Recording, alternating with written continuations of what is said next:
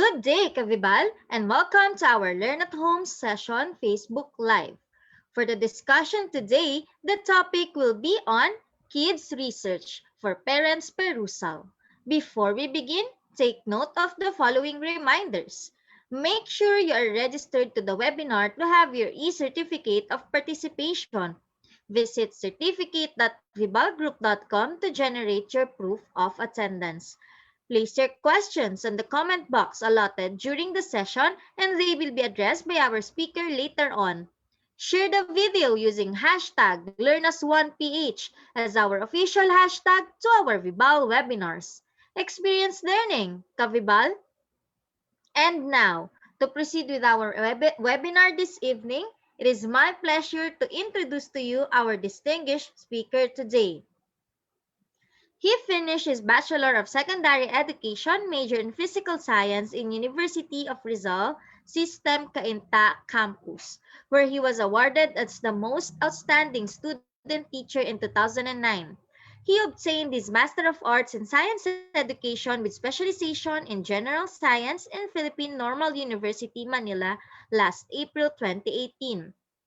Currently, he is working as a STEM Teacher 3 in Cainta Senior High School. He is a teacher-researcher earning several achievements in the field of research. He won first place for his research paper in District Research Congress in Cainta last September 2019. He also won second place in Division Research Congress, Rizal Province, last October 2019.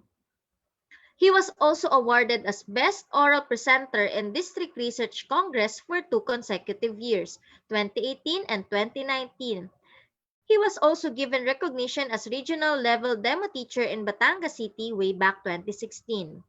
He attended and completed several seminars and trainings. Some of the seminars he completed were Digital Teachers Training of Trainers National Level, Conference of Basic Education Researchers, Southeast Asia Regional Mass Training of SHS Teachers, and 2018 International Conference Workshop for Teachers, Faculty, Educators, and School Administrators.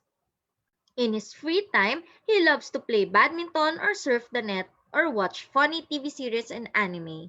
He is married to Lona Jean Carillo and has one daughter, Arabella Jean. Ladies and gentlemen, let us all welcome Mr. Gerald Martos.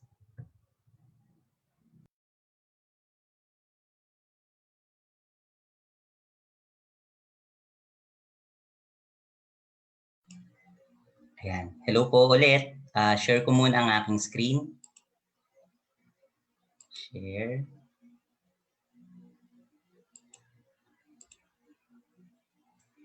Ayan.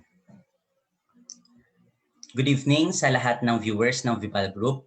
Welcome po to another Learn at Home session entitled Kids Research Docs for Parents Perusal. Anyway, this webinar will give the parents a glimpse of what kids are doing when they say, "Ma, may research po kami." Well, we have to consider that because of COVID-19 pandemic, there are processes in research, specifically in methodology, which were altered and may cause confusion to kids or to the researchers. Now, I personally believe as parents, we have to help these kids, not our sons and daughters, in order to clear this confusion, or we must have to know something about research. Okay, so I particularly chose this topic para makatulong tayo sa ating mga estudyante, sa ating mga anak content-wise, no? Kasi medyo marami ng webinars na napo-provide ang Vibal and pwedeng about kung paano tulungan ng mga bata. Okay? So this time, ang focus ng talk na ito ay more on research and tungkol dun sa content knowledge ng research para alam natin kung ano ang nangyayari kapag nagre-research ang mga anak natin. Okay? So let me share first this brilliant aerospace engineer who hailed from Germany. His name is Werner von Braun. According to him, research is what I'm doing when I don't know what I'm doing. Okay, so medyo tricky yung statement, pero it makes sense, di ba? Anong ginagawa nyo kapag hindi nyo alam ang isang bagay? Or meron kayong gray area tungkol sa isang bagay or isang pangyayari, for example? Ako, simple lang. Kunin sa cellphone, no? Bukas ng net, at punta sa Google, you type the keywords sa Google sa search bar and then hit search. And then bam, meron ka ng answers, di ba? So yung iba pwedeng nagbabasa ng book, no? Yung iba pwedeng kumakausap ng tao na may alam dun sa subject na yon, or yung iba simple nag-observe lang ng mga ginagawa ng mga taong expert dun sa bagay na hindi nyo alam. So lahat ng ito ay considered research. Okay? Meron pa akong isang papakita, our very own Senator Cynthia Villar. She's very famous with her remark about research. Sabi niya, baliw na baliw kayo sa research. Aanin nyo ba yung research? Okay? Sometimes, it's easy to comment kapag di tayo masyadong aware sa ginagawa ng mga anak natin. Okay? Pwede nating i-relate yung sinabi ni Senator doon sa mga cases na minsan yung ating anak nagpaalam, magre-research kami. Tapos siguro nakakapagbitaw tayo ng mga salita na, oh, research na naman yan. Ba't ba hindi na natapos yan? Parang nung isang linggo nyo pa lang ginagawa yung research na yan. Okay? And balikan natin, no? Balikan muna ulit natin yung sinabi ni Cynthia Villar, ni Senator Cynthia Villar, and this time, yung buo niyang statement. Okay? Ito yung sinabi niya. Focus tayo mamaya doon sa may underline. Okay? Basahin ko muna yung buong statement para alam niyo yun, na as a researcher, dapat hindi tayo bias. Dapat pinapakita natin ang big picture. No? So, 150 million sa research, 265 million sa calamity assistance, and then 468 million yung sa machinery out of your budget na 1.2 billion. So, ibig mong sabihin, bakit parang lahat ng inyong budget puro research? Baliw na baliw kayo sa research. Aanin nyo ba yung research? Ito po yung bigyan natin ng importance in this statement. Ako, matalino akong tao, pero di ko maintindihan yung research nyo, lalo na yung farmer. Gusto ba ng farmer yung research? Di ba? Ang gusto nila, tulungan nyo naman sila. So, yung merong pagkakatulad, yung sinabi ni Senator Villar na may underline, no? Yung tungkol sa medyo hindi niya alam yung tungkol dun sa research na ginagawa ng mga scientists natin. And dun sa unang statement na pinakita sa inyo, no? As parents, minsan nakakapagsalita tayo ng mga bagay na alam niyo yun, medyo nakaka-hurt sa ating mga anak dahil hindi tayo masyadong aware sa mga ginagawa nila. According to Racoma in 2019, ang common ground nilang dalawa ay tinatawag na knowledge gap, no? So, there is a gap that needs to be bridged in order for us to appreciate the value of research. Isa yan sa mga kinakaharap ng mga research teachers na katulad ko ngayon. Kapag dumating sa amin ang mga bata sa senior high school, kapag nasabing research, medyo agad sila. Meron talaga silang negative vibe towards the subject. Parang feeling ng karamihan, even the masses, no, feeling nila ang research sobrang complex, sobrang mahirap intindihin, no, parang sa matatalino lamang, pero dahil doon hindi na-appreciate yung objective, lalo na yung benefits ng research. Okay? Medyo seryoso na tayo, di ba? Mabigat agad yung ating mga pinag-usapan. Pero it's our duty as teachers, as academicians, no, to communicate research to the masses, especially to parents na sila ang kasama ng ating mga anak sa pag-aaral ng ngayong panahon ng pandemic. Okay? So, I am Sir Gerald ulit. Hello po. I thank Vibal Group for another opportunity given to me to talk about kids research docs for parents Perusal. You can find me at Super Science Sensei or gerald.martos01 at deped.gov.ph. Diretso po tayo ulit. Tonight, these are the questions that I hope to discuss with you. First, what is general research framework? Second, what has changed and what has remained the same, no, in terms of research ngayong pandemic? And third, how do these kids go about collection of data? Okay. Unahin muna natin si what is general research framework. What you're seeing is research framework according to Creswell in 2008. Now, according to him, there are three processes in a research framework. First, there must be a question. And then second, you have to collect data to answer that question. And then third, you have to present answer in order to in order for you to answer the question.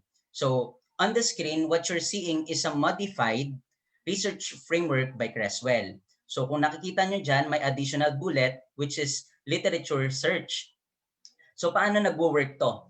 So yung mga anak natin, for example, nakapili sila ng problem. No? Dito tayo sa unang bullet, sa posing a question, nakapili sila ng problem. And then, as researchers, ang ginagawa dapat dyan, hahanap muna sila ng literature to support the problem that they have found.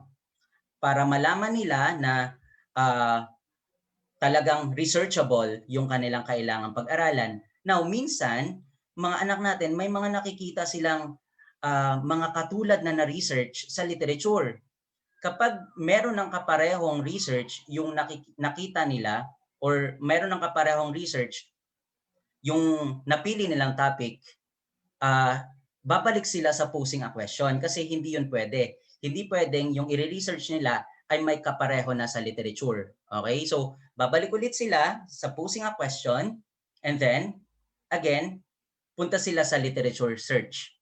Kapag nakakita na sila ng research gap, no, na pwedeng sagutin ng kanilang research, tapos meron ng magandang underlying or parang justification ground para i-conduct yung research. And then, ayun, walang kaparehong research na existing sa literature, pwede na silang mag-proceed sa collection of data. And then, pwede na nilang i-present right after na makolect nilang data, ma-analyze, ma-present, pwede na nilang i-present or i-communicate ang result sa kanilang teacher or to whoever is interested with their research. Now, in between those points, no, medyo simple lang siya kasi framework yan. Pero in between those points, ang rami pong nangyayari dyan. Okay? Sorry to burst your bubble here, parents, pero medyo demanding po ang subject na research. No? As prescribed by Department of Education, medyo marami pong processes ang kailangan pagdaanan para maka-arrive po sa conclusion, para matapos po ang isang research paper. So, pwede po nating maaasa po dapat tayo na hindi ganon kadali para sa bata yung paggawa ng research, but with enough guidance from the teacher and you of course for your support, pwede po silang makalampas dun sa kanilang research work. Now, due to pandemic, nagkaroon po ng changes, especially sa collection of data. May mga nagbago po dyan. And to the extent na naapektuhan rin po yung tungkol dun sa question or dun po sa problem or sa mga topics na pwede nilang pag-aralan. Okay? Dumami po ang possible topics na pwedeng pag-aralan dahil sa pandemic. Isa pong example ay yung kagaganap lang na Division Research Conference. This is the 7th and first time virtual research conference na ginanap po sa Rizal Province last December 2, 2020.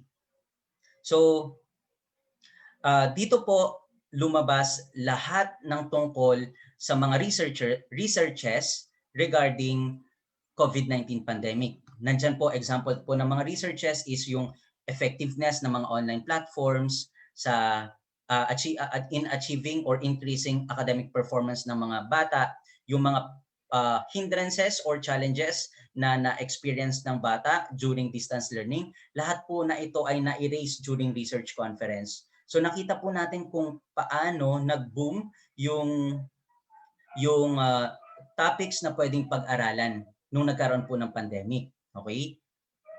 And then, question number 2, what has changed and what has remained the same? Unahin muna natin yung what has remained the same. I want to emphasize that in research, during pandemic or during health crisis, basics remain the same. Okay? They could still go with the quantitative research numerical explanation of a certain phenomenon, or they want to stick with the qualitative one, or mixed method po. Pwedeng suportahan ng mga qualitative remarks or statements yung kakulangan ng quantitative data na nakuha nila, kaya pwede nilang pagsamahin yon. So that's mixed method research. Another is the quality of research problem. Okay? The quality of research problem is still demanded. Ang mga bata, kapag may maganda yung research problem at sinuportahan ng maayos na data gathering, pwede silang magkaroon ng magandang research output, no? Magandang research paper. And of course, yung salient parts ng mga research na hindi dapat mawala, naka-intact pa rin yan. Kasi sa research, pwedeng mawala yung ibang parts. May mga negotiable parts na pwedeng mawala sa research, tulad ng appendices or definition of terms. Pero yung mga parts like background of the study, related literature, SOP, significance of study, dapat hindi yan nawawala, no? So nandun pa rin siya, intact pa rin ang salient parts of the research. Now, what has changed? Dalawa po ang bibigyan nating pansin do sa mga nagbago during this health crisis. First is remote screening and recruitment. And the second is remote data collection. Unahin natin si remote screening. Si remote screening and recruitment, pwede silang gumamit ng email, no, sa pag-recruit ng kanilang mga respondents. Pwedeng i-email yung mga parang snowball effect, no? O yung mauna, i-email nila yung mga kakilala nila, o baka may mga qualified na ganitong respondent para sa akin study. Tapos yung kakilala nila, pwedeng mag-email dun sa iba nilang mga kakilala para mas makakuha ka ng maraming possible respondents. Or isa sa mga pinakamadaling gawin, you post ads on online social groups, no? Like Facebook, pinakamadali yan, no? Lalo na kapag meron kang Facebook account, syempre. So, isang example ay yung nakita kong ginawa ng dati kong estudyante. She's now studying in UP Manila. And ayan, gumawa siya ng parang simple graphic about her research, and she is looking for her participants. Ang title ng study niya is Beyond Illness and Wellness, an Assessment on Filipinos' Knowledge, Attitudes and Practices on Vitamin and Mineral Supplements. So, nakalagay dyan yung mga criteria para maging respondent ka, para maging qualified respondent ka sa kanyang study. So, if you are a Filipino citizen, if you are 18 years old and above, and currently taking any vitamin, multivitamin, or mineral supplements, and able to access Google Forms, you are qualified to be her respondent, no? You just click the link na binigay dyan, and then meron ka ng magiging respondent, no? Meron ng magiging respondents yung ating mga anak. So pwede po yan. Another is the remote data collection. Okay? So since hindi na pwede yung face-to-face na data collection like library hopping, although medyo lumuluwag na ang mga quarantine protocols natin, pero yung sasabihin talagang iikot ka sa area mo or depende sa scope ng study, no? Medyo nililimitahan pa ng IATF yung tungkol sa paglabas-labas natin. So especially yung mga kids natin who are minors, medyo limited pa ang paglabas nila. So these are some of the ways on how to gather data for their research. Pwedeng gumamit ng electronic mail, nandiyan pa rin ang email natin, Zoom or Meet interviews, online surveys, and secondary sources found in the net. So isa-isahin po natin yan. That leads us to the next slide. How do they go about collection of data? Yan. So we have online surveys, remote interview, secondary data sets, and virtual ethnography. Isa-isahin po natin yan. This is from the most common form of data collection this pandemic to the least common form. Okay? Unahin natin si online survey. In online survey, target respondents completes over the internet through filling out a form. Familiar tayo dyan, parents, di ba? Yan yung pinakamadaling gawin ng ating mga anak, lalo na sa mga working parents, familiar tayo dyan. And researchers could create their own Google form directed from the research questions. One advantage of using Google form, and that is the example given, is the convenient data analysis. Um, Kapag nakapag-try na kayong gumamit ng Google form, si Google Form nagsusort siya ng mga answers ng respondents. Okay? For example, hiningi mo sa Google Form yung profile ng respondents, halimbawa about their civil status, single, married, widow, separated. So, after na makapagsagot ng mga respondents, pwedeng i-provide ni Google Form automatically na nagkakaroon ng summary of responses si Google Form. Okay? So, makikita mo doon ilan yung nagsagot na single, ilan yung nagsagot na married, and so on and so forth. Okay? Another is kung gumagawa ka ng test to measure their level of awareness about something, pwedeng si Google Form ay mag-check nung test para sa iyo. Hindi na siya yung kung face to face, meron kang i-print na questionnaire, then lalagyan nila ng mga sagot, then mag-check ka pa. Si Google Form, kaya niya nang mag-check on his own, and then after that, meron ka ng score profile. Okay? So medyo madali kapag gumagamit ng Google Form. And syempre, yung data cleaning is mas convenient rin, no? Isang click, dalawang click, mawawala na or mabubura na yung information, especially if we are taking care of the confidentiality of the responses. For remote interview, if you want to do it one-on-one, synchronously, pwede kang gumamit ng chat, no? Pwede kang gumamit ng platforms like Meet or Zoom, okay? And if you want to do it asynchronous, pwede ka namang mag-email, okay? Isesend mo yung questionnaire or yung interview guide sa mga respondents mo, and then magbigay ka ng deadline. Kailan nila pwedeng ibalik yung answers nila para hindi rin sila pressured sumagot, okay? And if you want to interview a cluster of individuals, and then you could arrange a focus group discussion. Again, pwede siyang synchronous using Meet or Zoom para nakikita nyo ang mga respondents nyo. Now, for the advantages, your kids your kids could have diverse participants. Okay? Pwede silang magkaroon ng iba't ibang participant from all over the country. That's possible, no? For example, meron kang participant sa Baguio. Hello sa friend ko dyan, kay Ramon Francis Alastre, engineer, hello. And pwede kang magkaroon ng participant sa Mindoro. Ayan, yung mga friends ko, yung mga classmates ko sa Mindoro, no? Lions 2005. Hello, may gathering sila ngayon. And pwede kang magkaroon ng respondents all over the world. And with that, you have richer data kasi iba't ibang respondents mo. Hindi ka confined sa physical proximity ng mga respondents, no? Nakakalabas ka kasi nga pwede mo nang gawin siya over the net. And meron kang richer data, less expensive, and more practical, di ba? And another is easy recording. Yan, alam natin na pwedeng i-record ang conversation na nangyayari sa Meet or sa Zoom, basta meron lang tayong consent sa mga respondents natin.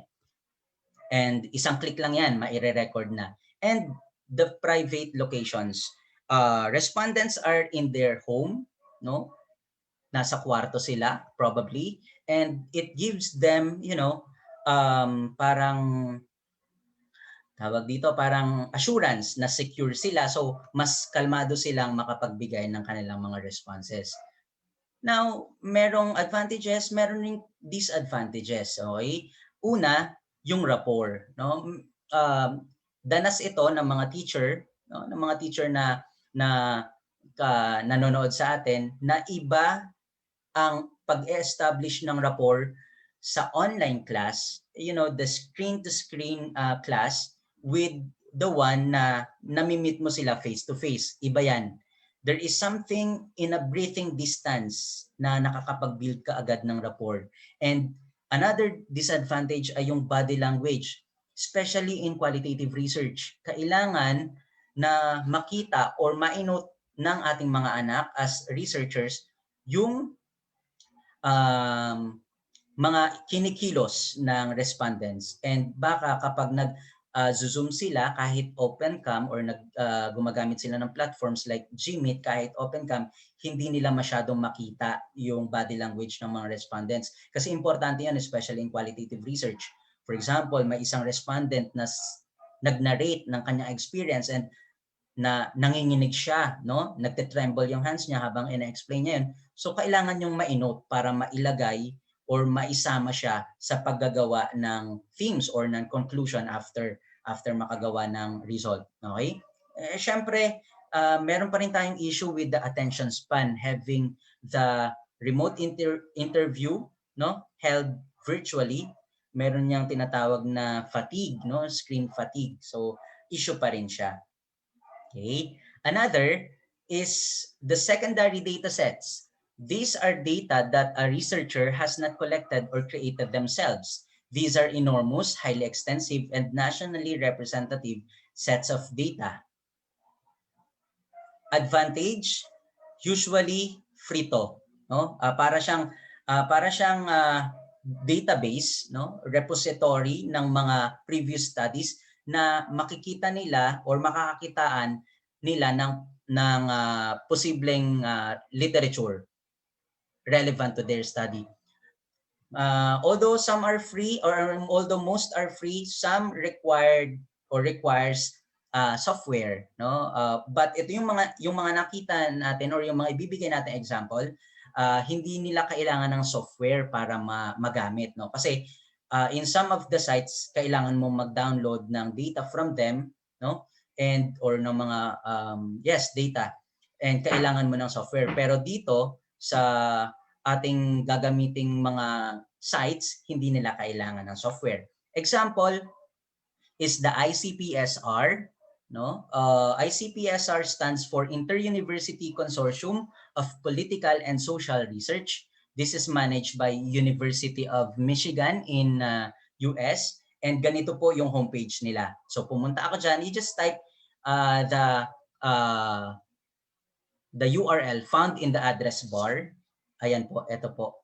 Yan, pwede mong i-type sa Google, and then mapupunta ka sa ganyang homepage. And then for these studies, publications, variables, and webpage, pwede mong i-type yung gusto mong hanapin. Ayan, I tried typing mental health.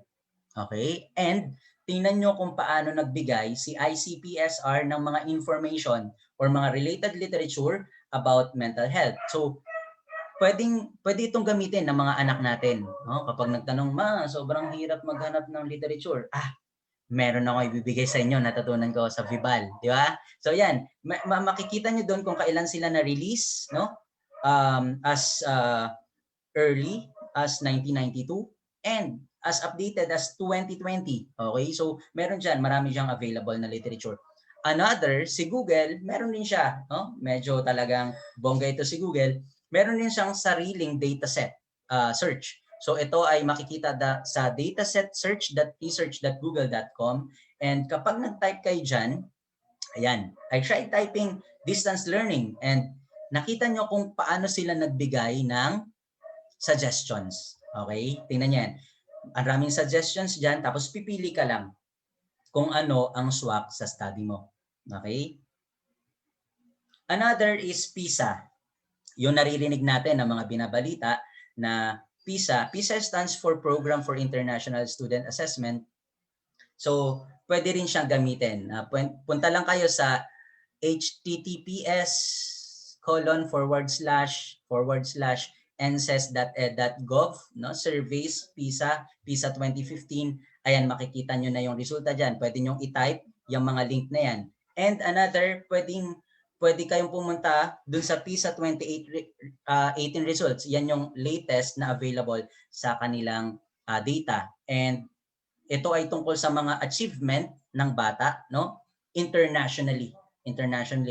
Kung gusto niyo makita kung paano tayo nagfe-fare, tayong mga Filipinos, kung paano nag-fare sa international benchmarking pagdating sa mga assessments, pwede nyo siyang makita dito sa PISA.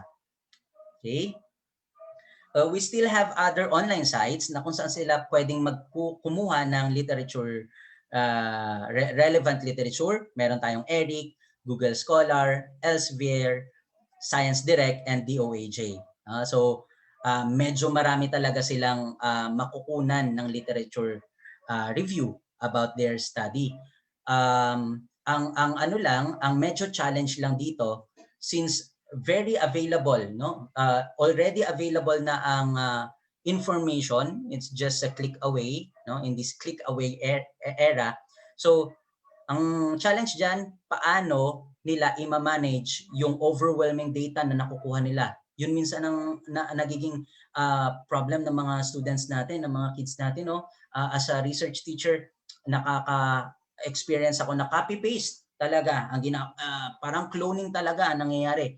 Kinuha nila and kinuha nila sa internet, nilagay nila sa papel nila, sinubmit sa akin. Okay? Alam natin na you cannot cram the RRL. Sa mga bata na nakikinig, no? Hindi pwedeng i-cram ang RRL. Yung gagawa ka ngayon, tapos ipapasa mo bukas, malalaman ng teacher yan, malalaman ng teacher yan na mainit-init pa. Ibig sabihin, kagagawa lang kagabi yung RRL na supposedly ay ginawa ng how many weeks, di ba? So, hindi kailangang i-cram ang RRL. Lalo na ngayon na nakapag-provide na tayo ng enough database or dataset na pwede nilang pagkuhanan ng literature nila. Okay? Last data collection method is the virtual ethnography. Virtual ethnography is the the least common during normal days. Okay, nung pre-COVID era, that's the least common. Pero nung nagsisimula ng ipatupad yung quarantine protocols, nagkakaroon na ng pag-boom sa mga studies under virtual ethnography. It is also known as cyber ethnography or digital ethnography. It concerns the communities and cultures created through computer-mediated social interactions. Lahat tayo, no? Lahat tayo, I guess, yung mga nakakapanood sa atin, meron tayong Facebook account or Twitter account or Instagram account, no? Karamihan sa atin ay more on online selling and online buying na ang ginagawa. So, meron tayong virtual existence na sinasabi. So, pwede siyang pag-aralan under virtual ethnography. This is very interesting and very trendy since hindi na nga allowed na talagang makakapag-roam around the area ka para maghanap ng respondents at gumawa ng research. Okay? So, it could gain knowledge about description of the virtual communities. Ano-ano ba yung mga example ng virtual communities natin? We have computer gamers, we have online sellers, online buyers, Facebook groups, iba pa yan sa mga Twitter users, and each one of them have their own distinct trait na pwedeng pag-aralan. Okay? Ang problema lang dito ay yung tinatawag na electronic eavesdropping. Ano yan? Ano yung electronic eavesdropping? Accordingly, this is an act of electronically intercepting conversations without the knowledge of participants. Ang pinaka-common form nito ay yung wiretapping na sinasabi. So matatanong nyo siguro, sir, paano natin gagawin yung virtual ethnography? Pwede pala tayong makasuhan ng electronic eavesdropping. Well, kasi, for example, gagawa ka ng virtual ethnography about computer gamers. Ano ang mga nangyayaring trend sa isang computer gaming community? Minsan kasi nakaka-develop sila ng own set of words na hindi, or yung mga jargons na sinasabi na hindi maunawaan ng mga simpleng mamamayan, di ba? So, kapag may nagtanong sa iyo, bakit nandun ka sa group nila, you might as well say the truth na isa kang researcher na nag-o-observe ng mga conversations, ng mga daily interactions between, for example, yung mga gamers natin. Now, may another challenges is yung threat to validity of your data. Kasi 'di ba, kapag alam ng respondents na ino-observe sila. Okay? Halimbawa, alam nila na ikaw ay researcher, ino-observe sila sa kanilang mga conversations, maaring hindi nila mapalabas yung totoong mga ginagawa nila, no? Nagiging conscious sila. Okay? Pwede dyan, gumawa ka talaga ng paraan kung paano ma-address yung threat to validity para pagkatapos ng study, no, makakuha ka pa rin ng non-biased na result or parang totoong resulta based dun sa nakita mo sa isang group na yon. Okay? Research pa more? Research pa more? Okay, for the teacher researchers na nakikinig dyan, siguro pwede nating pag-aralan yung Learn at Home Kit ng Vibal Group. No? Meron silang supplement book, meron silang test booklet, teach at home guide, and activity sheets. Alam natin no, na proven na yung effectiveness ng mga learning materials na ganito. It's a research-based, it's a established fact na talagang these learning materials like this one from Vibal could increase academic achievement of learners. But siguro yung pwede mong i-design na research ay pwede kang mag-design siguro ng longitudinal research like 3 years, no? Pag-aaralan mo ano ang naging effect ng Learn at Home Kit ng Vibal. Siguro magandang respondents yung ating mga specific group of participants like learners with special needs, di ba? Makita natin ano ang effect sa kanila in 3 years time. Anyway, hindi naman talaga natin masasabi kung ano ang nangyayari or mangyayari pa sa mga susunod na araw, no? Ayan po. So teachers and parents, let's do this. Kaya po natin yan.